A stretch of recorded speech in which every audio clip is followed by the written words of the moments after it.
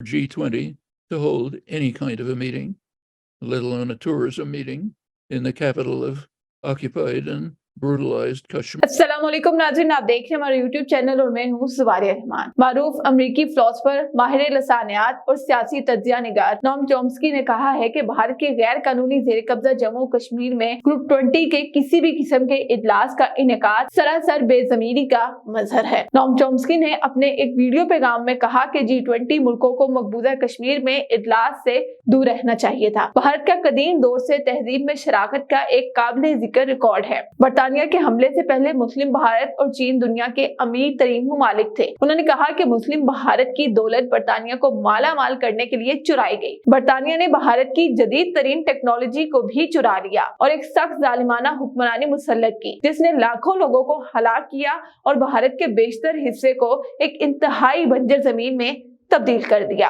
उन्होंने कहा कि बरतानिया का आखिरी तर्क धचका भारत की तबाही के बाद उसकी यहाँ से जालिमाना रुखसती थी, जिसने रियासतों के दरमियान तनाज़ात की तल्ख मिरास के साथ बेपनाह कत्लेआम छोड़ा। अमरीकी फिलोसफर ने मजीद कहा कि तकसीम के नतीजे में पैदा होने वाला किजिया कश्मीर बहुत से मसाइल में से एक था, जिसने बाद के सालों में एक और भी सख्त शक्ल इख्तियार की। नोम चॉम्स्की ने कहा कि ऐसी सूरत हाल में G20 मुल्कों को एक मुतनाज़ा खित्ते में इस किस्म के इजलास से दूर रहना चाहिए था।